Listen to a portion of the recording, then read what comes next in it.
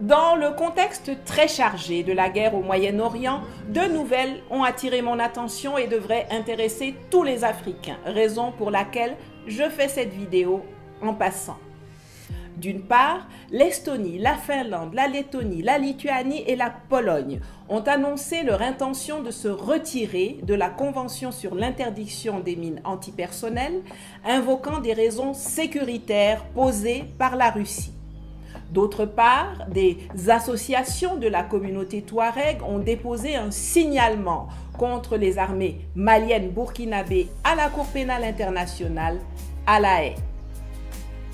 À l'heure où la loi du plus fort a enterré le droit international, qui était lui aussi d'ailleurs à l'avantage des puissants, il ne faut pas se blaguer, à l'heure où le monde entier se réarme vigoureusement, il n'y a que les dirigeants africains qui restent prisonniers volontaires de traités et conventions internationales penchées, jamais signés ni ratifiés par les principaux fauteurs de troubles.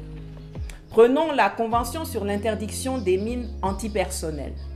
Les groupes terroristes qui sévissent au Sahel et ailleurs en Afrique, AQMI, EIGS, JNIM, Lakurawa, Boko Haram, enfin tous les cousins de Wassim Nasser là, utilisent à tour de bras des mines artisanales, les fameux engins explosifs improvisés, pour décimer nos populations, nos soldats, nos villages et même notre bétail, tandis que nos armées nationales sont liées par cette pourrie convention qui leur interdit d'utiliser même des mines antipersonnelles classiques pour défendre certaines zones sensibles, alors que les principaux producteurs et utilisateurs de ces mines, à savoir les États-Unis, la Russie et la Chine, ne l'ont jamais signé, contrairement à tous les pays africains, à l'exception notable du Maroc, qui ne l'a ni signé ni ratifié, et de l'Égypte, qui ne l'a jamais ratifié.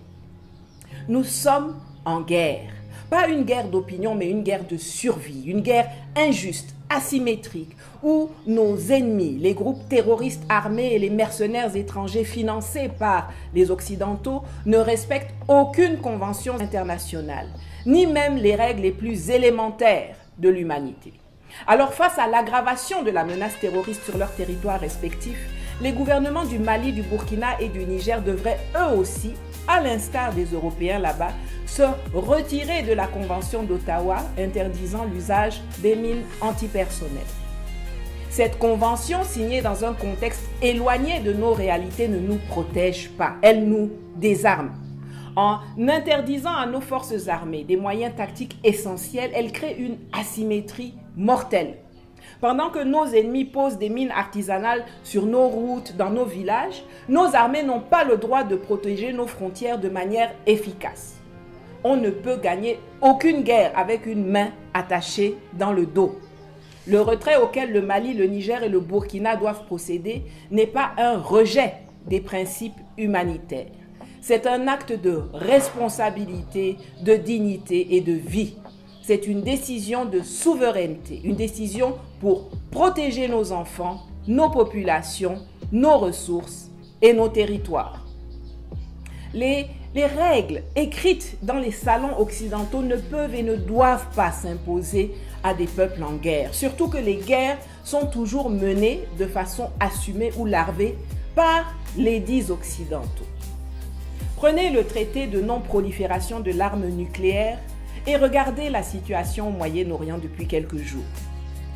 Alors que l'Iran l'a signé, ratifié, se soumet au contrôle induit par sa qualité d'État partie et ne dispose donc pas de la bombe atomique, Israël, l'âme damnée des États-Unis dans la région, qui n'a jamais ni signé ni ratifié ce traité, dispose, lui, de l'arme nucléaire, un cadeau que la France lui a offert en 1957.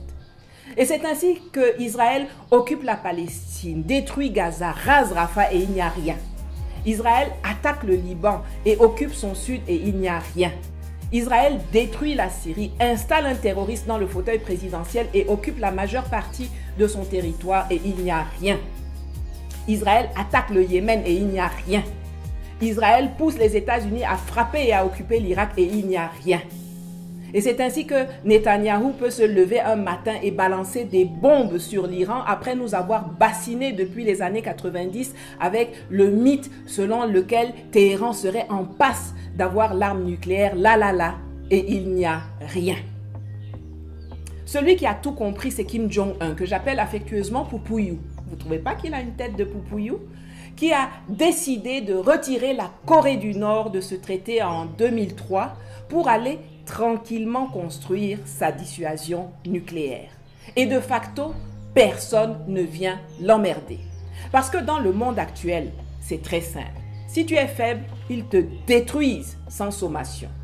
Si tu es fort, ils vont t'appeler à la table de négociation pour endormir ta vigilance et te frapper au moment opportun. Et si tu es trop fort ou très fou, ils vont te laisser tranquille.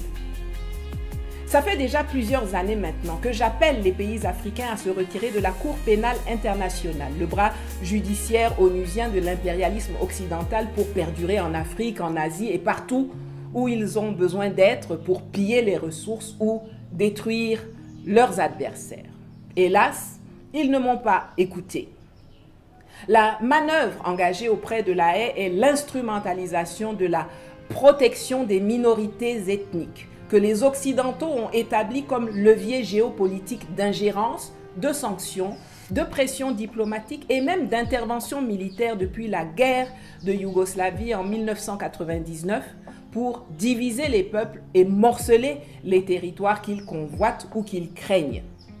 Bizarrement, la protection des minorités ethniques n'est jamais brandie quand il s'agit des Palestiniens, des russophones du Donbass, des Catalans, des Corses, des Bretons ou des Basques.